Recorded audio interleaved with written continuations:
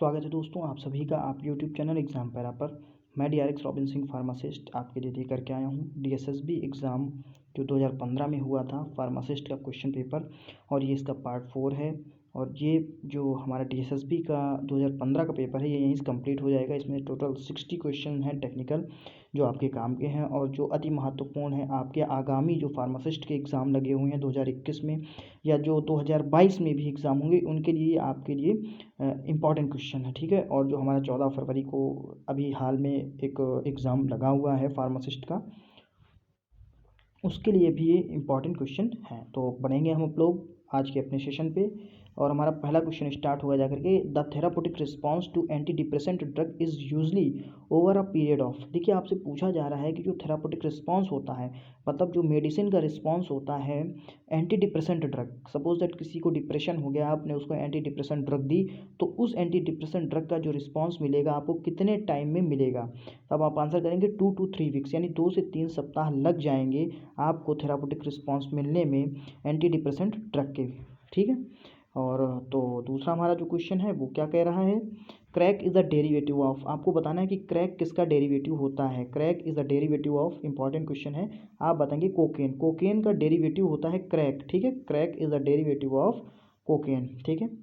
फिर बढ़ेंगे हम लोग क्वेश्चन नंबर 3 पे, agent related to hallucination. Hallucination का मतलब क्या होता है, परसेप्शन, यानी एक तरीके से सपने में बने रहना। आप जो है सामने तो होंगे, किसी के साथ में तो होंगे, लेकिन उसके साथ उस टाइम पे नहीं होंगे क्योंकि आप एक अलग ही दुनिया में चल रहे होंगे। किसी के साथ होना लेकिन मेंटली आप किसी दूसरी दुनिया में होंगे, उसको कहते हैं हेल्यूसिनेशन।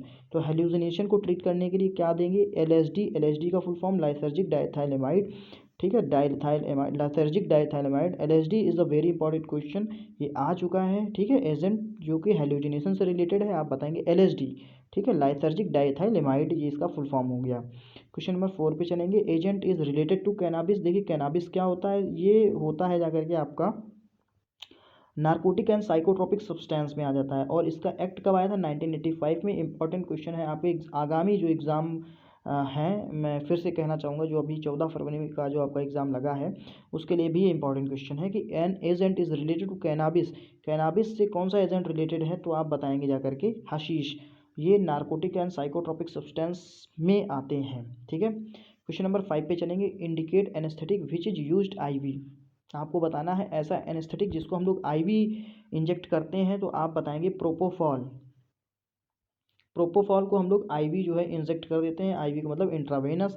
तो ये एक एनेस्थेटिक होता है जिसको हम लोग आईवी इंजेक्ट करते हैं, वो है प्रोपोफॉल। क्वेश्चन नंबर 6 पे हम लोग मूव करेंगे, प्रोटियोलिटिक एंजाइम ड्रग्स। आपको बताना है ऐसा ड्रग जो प्रोटियोलिटिक एंजाइम नेचर का हो, ऐसा ड्रग जो प्रोटियोलिटिक एंजाइम नेचर का हो, तो आप बताएंगे जाकर के डेसऑक्सी राइबोन्यूक्लियस। देखिए डेसऑक्सी राइबोन्यूक्लियस जो होता है ऐसी ड्रग होती है जो प्रोटियोलिटिक एंजाइम्स ड्रग होती है, प्रोटियोलिटिक एंजाइम्स इन नेचर होती है, ठीक है। फिर बढ़ेंगे क्वेश्चन नंबर 7 पे, drugs belongs to proton pump inhibitor. Proton pump inhibitor का मतलब हो गया जाकर के जो गैस्ट्रिक एसिड या सिक्रेशंस को रोकेंगे, ठीक है। प्रोटॉन पंप इन्हिबिटर का मतलब हो गया जो गैस्ट्रिक एसिड या अल्सर में जो इस्तेमाल होते हैं, अल्सर को हील करते हैं जाकर के, रैपिडली घाव को, जो पेट के अंदर घाव हो जाता है उसको भरते हैं। तो ये हो गया जाकर के ओमेप्राजोल एंड आलप्राजोल। आलप्राजोल का मतलब हो गया जाकर के जो जिनके भी लास्ट में जो लगा होगा, ठीक है, प्रेजोल, तो वो जो है सब आप पीपीआई में आ जाएंगे। Proton pump inhibitor, proton pump inhibitor को पीपीआई भी कहा जाता है शॉर्ट में, ठीक है।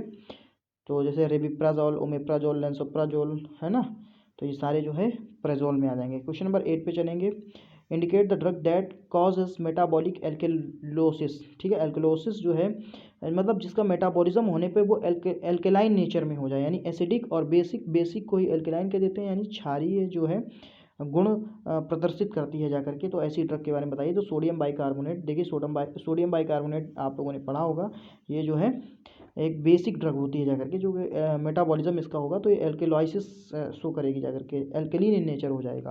क्वेश्चन नंबर 9 पे चलेंगे, द मोड ऑफ एक्शन। देखिए MOC लिख गया है, इसको कर लीजिए M.O.A, यानी मैकेनिज्म ऑफ एक्शन, या आप इसको कह सकते हैं मोड ऑफ एक्शन, मतलब दोनों बातें एक ही हैं, सेम है, ठीक है। मोड ऑफ एक्शन या मैकेनिज्म ऑफ एक्शन।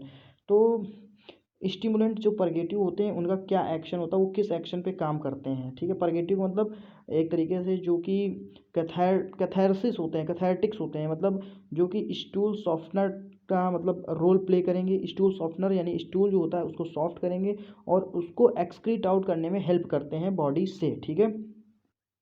तो और कैथारटिक्स दो तरीके के होते हैं, ये भी आप जानते हैं, एक होता है लैक्सेटिव, एक होता है परगेटिव। लैक्सेटिव क्या होते हैं, माइल्ड होते हैं, और परगेटिव क्या होते हैं, स्ट्रांग होते हैं।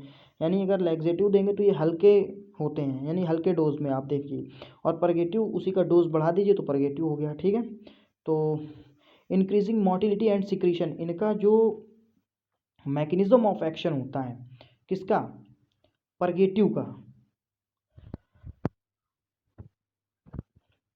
स्टिमुलेंट परगेटिव का जो मैकेनिज्म ऑफ एक्शन होता है वो होता है इंक्रीजिंग मोटिलिटी, यानी वो इंटेस्टाइन की मोटिलिटी को बढ़ा देंगे, और सिक्रीशंस जो होंगे उसके म्यूकस का, म्यूकॉइड्स का, विलाई से, ये सारे सिक्रीशंस को भी बढ़ा देता है जाकर के, ठीक है। क्वेश्चन नंबर 10 पे चलेंगे। Indicate the drug which increase absorption of iron from intestine, आपको ऐसी ड्रग्स के बारे में बताना है जो कि इंक्रीज कर देता है एब्जॉर्प्शन ऑफ आयरन, आयरन का एब्जॉर्प्शन फ्रॉम इंटेस्टाइन, यानी आंतों से आयरन के एब्जॉर्प्शन को जो ड्रग बढ़ा दे उस ड्रग का नाम बताओ। तो आप बता देंगे vitamin C, ascorbic acid. Very very important question for the upcoming pharmacist exam point of view, ठीक है।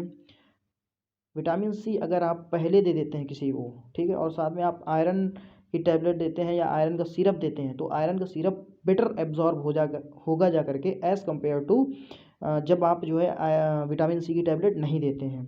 तो क्वेश्चन नंबर 11 पे चलेंगे। Adverse effect of iron therapy, iron therapy का एक एडवर्स इफेक्ट होता है, वो क्या होता है, तो होता है कॉन्स्टिपेशन। क्या हो गया, कॉन्स्टिपेशन। देखिए यहाँ पे एडवर्स इफेक्ट अगर देखा जाए तो एक तरीके से वर्ड जो है सुटेबल नहीं होता है, क्योंकि देखिए दो वर्ड होते हैं, एक होता है एडीआर यानी एडवर्स ड्रग रिएक्शन, और एक होता है जा करके आपका adverse drug reaction side effect, ठीक है।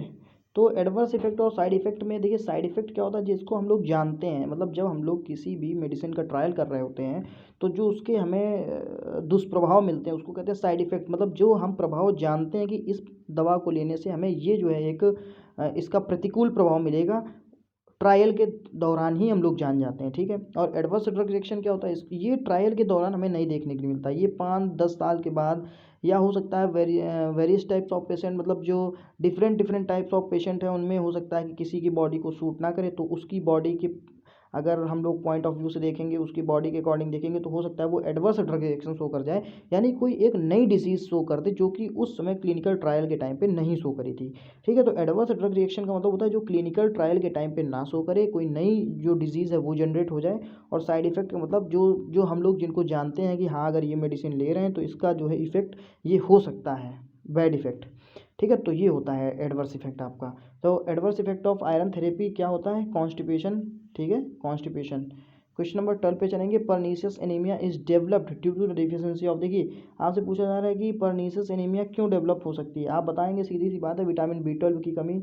अगर आप साइनोकोबालामिन नहीं ले रहे हैं तो परनीशियस एनीमिया हो ही जाएगा, ठीक है। परनीशियस एनीमिया इज डेवलप्ड, क्यों डेवलप होती है, विटामिन B12 यानी साइनोकोबालामिन की कमी की वजह से। दोस्तों हम लोग चैनल पे एक बहुत ही जल्दी एक बदलाव करने जा रहे हैं, और उसके लिए आपको इंतज़ार करना पड़ेगा 2 से 3 दिन का। तो मैंने कहा एक छोटी सी जानकारी आपको दे देते हैं। क्वेश्चन नंबर 13 पे चलेंगे। Pick out the drug belonging to anticoagulant of direct action, आपको ऐसी ड्रग को पिक आउट करना है जो कि बिलोंग करती है एंटी कोगुलेंट से, यानी जो रक्त का थक्का नहीं जमने देगी, ठीक है, और डायरेक्ट एक्शन करेगी जा करके। तो आप बताएंगे हेपेरिन। हेपेरिन जो होती है एक एंटीकोगुलेंट्स होती है जो कि ब्लड को, जो ब्लड हमारा होता है उसको लिक्विड फॉर्म में बनाए रखती है inside the body and also from outside the body. लेकिन सिट्रिक एसिड, सोडियम सिट्रेट का इस्तेमाल ज़्यादा होता है, सिट्रिक एसिड वगैरह का। तो जो है हिपेरिन हो गया जाकर के ऐसी ड्रग जो बिलोंग करती है एंटी कोगुलेंट्स कैटेगरी से, और डायरेक्ट एक्शन होता है इसका ब्लड क्लॉटिंग में, मतलब ब्लड क्लॉटिंग को प्रिवेंट करने में। फिर बढ़ेंगे क्वेश्चन नंबर 14 की तरफ। Drugs belongs to coumarin derivative, देखिए कॉमेरिन डेरिवेटिव सीधे एक क्लास है कि कॉमेरिन डेरिवेटिव से कौन सी ड्रग जो है डिराइव्ड की जाती है। तो कॉमेरिन डेरिवेटिव आपको पता होना चाहिए किस कैटेगरी में, एंटीकोगुलेंट्स में होता है। और कॉमेरिन डेरिवेटिव से क्या मिलता है जाकर के, बिस हाइड्रोक्सी कॉमेरिन और वारफेरिन सोडियम। तो यहाँ पे आपको आंसर करना है वारफेरिन सोडियम, दोनों ही जो है कॉमेरिन डेरिवेटिव मेडिसिन है। क्वेश्चन नंबर 15 जो कि हमारा लास्ट क्वेश्चन है, ड्रग्स सेलेक्टिव बीटा 1 एगोनिस्ट। देखिए अगेंस्ट लिखा है, इसको आप एगोनिस्ट कर लीजिए, एगोनिस्ट कर लीजिए, एगोनिस्ट, ठीक है। तो एगोनिस्ट जो है सेलेक्टिव बीटा एगोनिस्ट, तो आप कौन से कहते हैं, बीटा की बात हो गई तो डोब्यूटामाइन आप कर दीजिए, डोब्यूटामाइन। ये जो डोब्यूटामाइन है ये सेलेक्टिव बीटा 1 एगोनिस्ट होता है, ठीक है, सेलेक्टिव बीटा 1 एगोनिस्ट डोब्यूटामाइन। तो दोस्तों ये थे हमारे आज के 15 क्वेश्चन। अगर आपको ये क्वेश्चन अच्छे लगे हों तो प्लीज़ हमारे चैनल एग्जाम पैरा को सब्सक्राइब करें, वीडियो को लाइक करें और अपने दोस्तों तक जरूर शेयर करें। हम आपके लिए ऐसे ही अच्छे लेवल की क्वेश्चंस, अच्छे कंटेंट, फार्मेसी से रिलेटेड जॉब्स, नोटिफिकेशंस वगैरह आपको लाते रहेंगे। Thanks for watching the video, thank you so much. Thanks for watching the video, thank you so much.